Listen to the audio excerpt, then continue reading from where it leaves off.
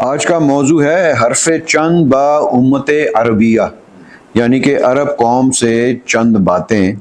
ان علامہ نے ان اشعار میں ان سے کچھ سوالات بھی کیے ہیں اور ان سے کوئی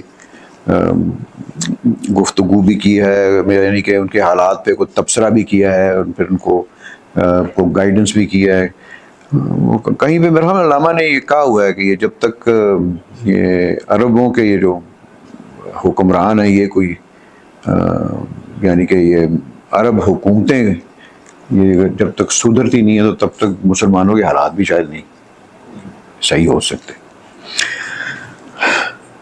ان اشعار میں علامہ نے اہل عرب سے خطاب کیا ہے۔ اسلام کی ابتدا انہی کے خطے میں ہوئی، نبی کریم بھی انہی میں سے تھے اور قرآن بھی ان پر ان کی زبان میں ہی نازل کیا گیا۔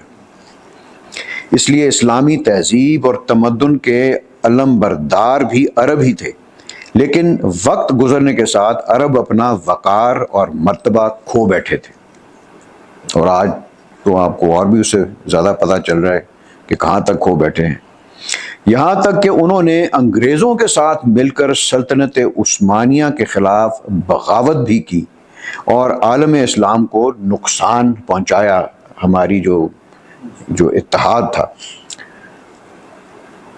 اور ایک وہ وقت آیا جب انگریزوں کی چال بازیوں نے اہل عرب کو مختلف حصوں میں بانٹ دیا اور ان علاقوں پر اپنے ساتھ وفادار جو ہے نا وہ کھٹ پتلی قسم کے حکمرانوں کو بادشاہتیں عطا کی انہوں نے۔ 100 سال گزرنے کے باوجود ان عرب بادشاہوں کی نسلیں اہل مغرب کے ساتھ اپنی وفاداری کا ثبوت دے رہی ہیں، جس کا اندازہ ہمیں غزہ، شام اور مشرق وسطیٰ کی صورتحال دیکھ کر بخوبی ہو سکتا ہے۔ ایون ان لائک نارتھ افریقہ، یہ جس طرح یہ سوڈان کے اندر جو ہو رہا ہے، اس میں بھی یہ بہت سارے ان کی کچھ حکومتیں انوالوڈ ہیں بیچ میں۔ اس لیے علامہ اہل عرب سے خطاب کرتے ہیں، ان سے سوال بھی کرتے ہیں اور ان کو ان کے اسلاف کا بلند مقام اور کامیابیوں کے بارے میں یاد دہانی بھی ان کی کراتے ہیں۔ علامہ ان کو یاد کرواتے ہیں کہ ان کو یہ شان و شوکت رسول اللہ صلی اللہ علیہ وسلم کی بدولت حاصل ہوئی۔ علامہ اہل عرب سے گلہ بھی کرتے ہیں کہ انہوں نے مسلمانوں کی وحدت کو ٹکڑے ٹکڑے کر ڈالا۔ علامہ ان کو نصیحت بھی کرتے ہیں کہ کیسے وہ اس صورتحال سے نکل کر باہر آ سکتے ہیں۔ بند نمبر 1 میں عربوں سے مخاطب ہو کر علامہ فرماتے ہیں، ای در داشت تو باقی تا ابد، نعرہ لا قیصر و کسریٰ کی زد، در جہان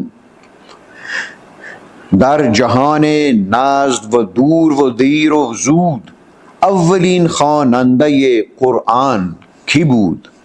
کہ اے قوم عرب، تیرے دشت و صحرا ہمیشہ قائم و دائم رہیں، مجھے یہ تو بتاؤ کہ اسلام لانے کے بعد کیسر و کسریٰ کی سلطنتوں کو کس نے درم برم کر کے رکھ دیا تھا؟ اس جہان میں سب سے پہلا قرآن پڑھنے والا کون تھا؟ الا اللہ، توحید کی رمز کس مبارک ہستی کو سکھائی گئی تھی؟ یعنی انہی میں جو پیدا کیے گئے محمد صلی اللہ علیہ وسلم کو ہی یہ سب کچھ سکھایا گیا۔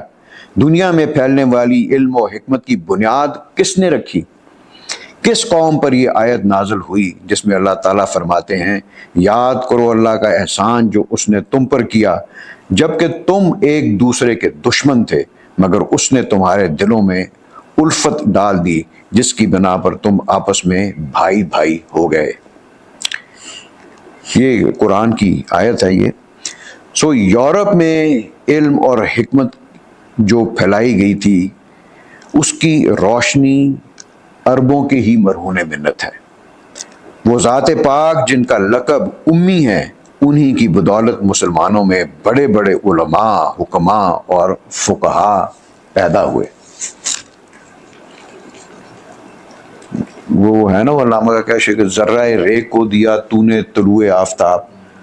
تو ایک اور جگہ پہ بھی علامہ وہ کہتے ہیں کہ یہ جو سارے اتنے بڑے عالم اس قوم میں پیدا ہوئے تو وہ مطلب کہ امت مسلمہ کی گرد راہ ہیں. سو پھر علماء کہتے ہیں کہ حریت پروردہ یہ آغوش اوست یعنی رسول اللہ وسلم یعنی امروز امم از دوش اوست، کہ ہمارے اندر جذبہ آزادی کی روح انہی کی آغوش میں پلی ہوئی تھی. ہم نے حریت کی تڑپ رسول اللہ وسلم سے ہی حاصل کی ہے. آج اقوام نے جو آزادی حاصل کی ہے وہ انہی کے فیض سے حاصل کی ہے. انہوں نے ہی ہمیں تعلیم دی ہے کہ کوئی انسان کسی دوسرے انسان کا غلام نہیں ہو سکتا. تو اگلے اشعار میں علامہ یہ فرماتے ہیں کہ حضور صلی اللہ علیہ وسلم نے انسان کے جسم خاکی کو دل عطا کیا اور اسے اس کے اصل مقام اور مرتبہ سے آگاہ کیا. اسے انہوں نے تمام پرانے بتوں کو پاش کر کے رکھ دیا. ہمیں توحید کی تعلیم دی اور زندگی کی نئی راہوں سے روشناس کروایا. چاہے جنگ بدر و حنین کی گرمی ہو، یعنی کہ ان میں جو کامیابی مسلمانوں کو حاصل ہوئی، یا حضرت علی، یا حضرت عمر، یا حضرت ابو بکر، یا امام حسین، یہ سب رسول اللہ وسلم کی شخصیت اور تربیت کا عکس ہے. میدان جنگ میں سر بسجدہ ہونا بھی انہی نے ہمیں سکھایا ہے. یعنی کہ ایوبی تلوار اور با یزید کی نگاہ دونوں جہانوں کی کنجی ہیں. یعنی کہ پاور اور یہ جو ہے نا یعنی جلال اور جمال کا جو امتزاج ہے وہ اسی سے ہی دونوں جہانوں کی وہ آپ کو ان کی طرف دسترس حاصل ہو سکتی ہے. یعنی کہ جلال اور جمال، قوت اور محبت کی تعلیم دے کر رسول اللہ نے ہمیں عظمت حاصل کرنے کا راستہ بتایا ہے. آپ نے ہمیں عقل یعنی کہ عقل و دل یعنی عشق کا جو امتزاج کرنا جو ہے وہ بھی سکھایا ہے. آپ نے ذکر رومی اور فکر راضی کو کاملیت عطا کی ہے. یعنی کہ جو ہے نا ایک طرف ایک عقل ہے اور دل ہے، اور یعنی کہ آپ یہ کہتے ہیں نا کہ جو عقل ہے وہ رسائی نہیں حاصل کر سکتی، تو جو وہ رسول اللہ کی تعلیم سے جو ہے انہوں نے عقل کو بھی اس کے ساتھ اس کا وہ امتزاج کرنا سکھایا، اور عقل بھی وہ اس مقام کو پہ پہنچ گئی جہاں عشق پہنچتا ہے. جس طرح یہ علامہ کا اپنا شعر ہے کہ تیری نگاہ ناز سے دونوں مراد پا گئے، عقل غیاب و جستجو، عشق حضور و اضطراب. تو یہ علم، یہ حکمت، یہ شرع اور دین اور نظم و ضبط انہی کا ہے جو ہے وہ اور یہ نظم و ضبط اور ہمارے دلوں میں یہ جذبہ عشق، یہ سب کچھ حضور رسول اللہ وسلم کا عطا کیا. یہ انہی کی تعلیم اور تربیت ہے جس کی یہ علامہ بات کر رہے ہیں، اور انہوں نے ہی ہماری اس بنیاد کو ہمارے لیے وہ بنایا.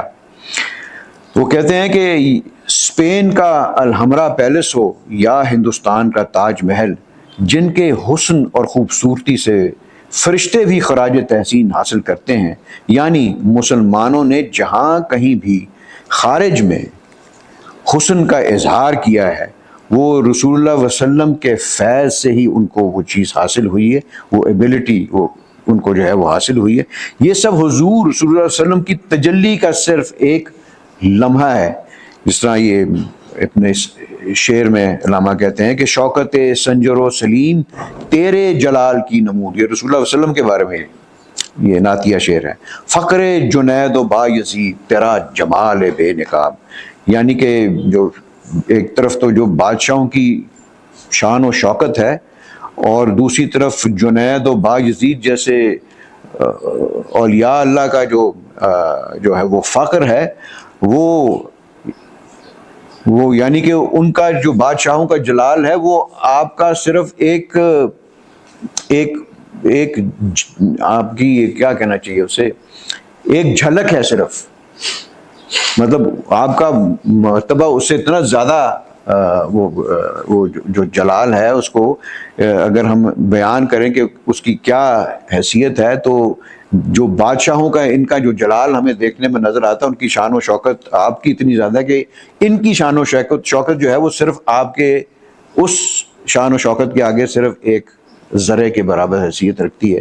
اور اسی طرح یہ جو فقر ہے ان کا، بایزید اور جنید جیسی شخصیات کا، وہ بھی آپ کی فقر کا، آپ کے جمال کا جو ہے ایک لمحہ ہی ہے، ایک چھوٹا سا حصہ ہے. سو علامہ فرماتے ہیں کہ اگرچہ حضور کا ظاہر تو ان جلووں کی صورت میں نمایاں ہے، لیکن آپ کا باطن تو عالم اور حکیم ایک طرف، وہ تو عارف بھی نہیں جان سکتے. ان کی ذات پاک کی اتنی وسعت اور عظمت ہے، جیسے کہ مرزا غالب فرماتے ہیں کہ غالب ثنائی خواجہ بے یزدان گذاشتیم کہ اون ذات پاک مرتبہ دان محمد است. کہ وہ غالب کو کہتا ہے کہ ہم رسول اللہ کی جو تعریف ہے وہ اللہ تعالیٰ پر چھوڑتے ہیں، کیونکہ اس خدا کی ذات پاک کے علاوہ رسول اللہ کا مقام و مرتبہ کوئی اور نہیں جان سکتا. تو یہ اسی بات کو وہ مطلب کہ وہ کمپلیمنٹ کر رہا ہے غالب کا یہ شعر. تو یہاں پر علامہ اس کا فرید الدین عطار کا شعر بیان کرتے ہوئے یہ فرماتے ہیں کہ حمد بے حد مر رسول پاک را، اون کے ایمان داد مشت خاک را. اس میں تھوڑی سی انہوں نے تبدیلی کی ہے کہ یہاں پہ انہوں نے رسول اللہ علیہ وسلم کا یہ جو ہے وہ ایڈ کیا، اس میں تھوڑی ترمیم کی ہے فرید الدین عطار کے شعر میں.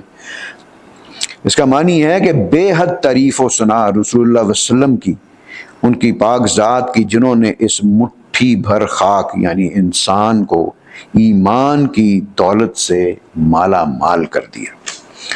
تو یہ سارا بیان کر کے علامہ جو ہے وہ دوسرے بند میں اب وہ عربوں سے گفتگو جو کرتے ہیں ان سے وہ شکوہ سنج ہوتے ہیں اور ان سے وہ گلہ کرتے ہیں.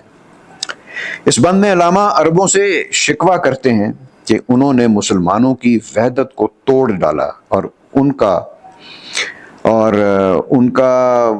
کو نصیحت کرتے ہیں، لیکن ان کے موجودہ حالات دیکھ کر تو یہی کہا جا سکتا ہے کہ اقبال کے اپنے ہی الفاظ میں کہ پھول کی پتی سے کٹ سکتا ہے ہیرے کا جگر، مرد ناداں پر کلام نرم و نازک بے اثر.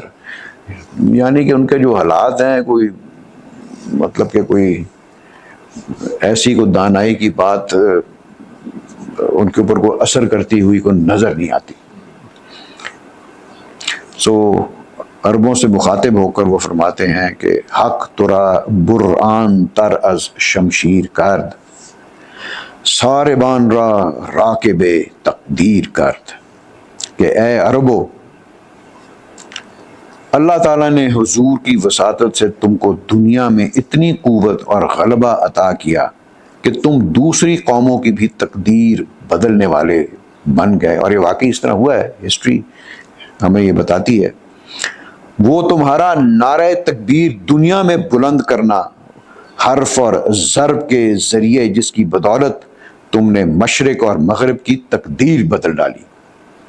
کیا خوب تھی تمہاری وہ خدا مستی اور وہ دل موہ لینے کی صلاحیت، لیکن صد افسوس کہ وہ اب باقی نہ رہی.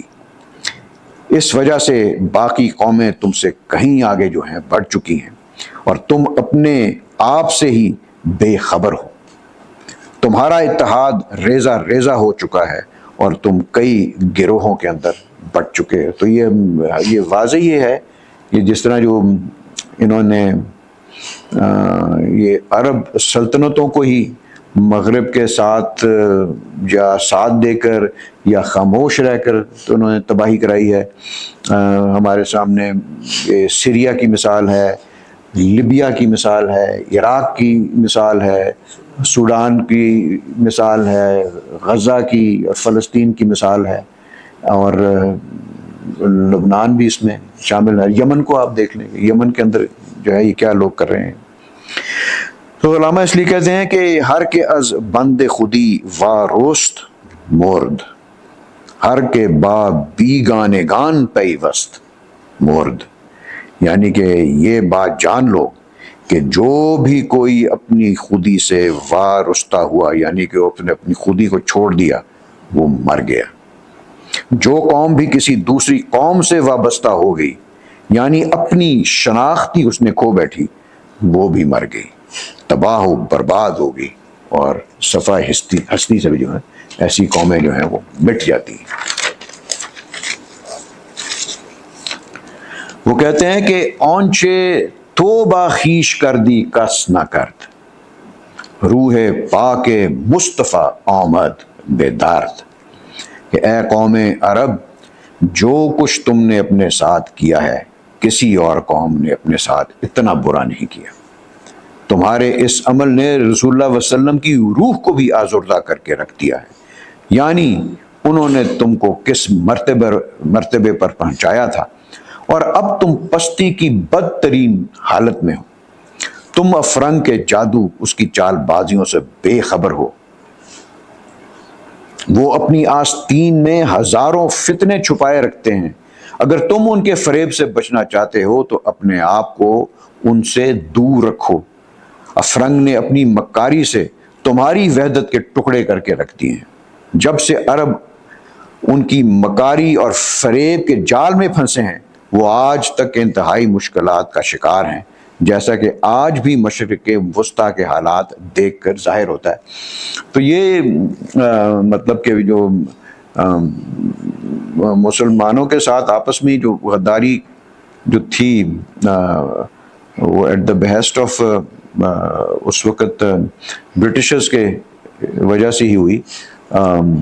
جو لارنس آف عریبیہ تھا، اس نے آ کے یہ عریبینز کو ترکوں کے خلاف، اور ان کے اندر ایک اس قسم کی نیشنلزم ان کے اندر ڈالا، جس نے اسلام کی وحدت کو ٹکڑے ٹکڑے کر دیا، اور پھر انہوں نے وہ بغاوت بلند کی اور ترکوں کو مارا، اور ان کے ساتھ عجیب و غریب مطلب واقعات ہیں، تاریخ میں ملتے ہیں۔ اینڈ وہ دن اور آج کا دن جو ہے، وہ میرے خیال میں یہ ترک کبھی بھولے ہی نہیں ہے جو عربوں نے ان کے ساتھ وہ کیا ہے۔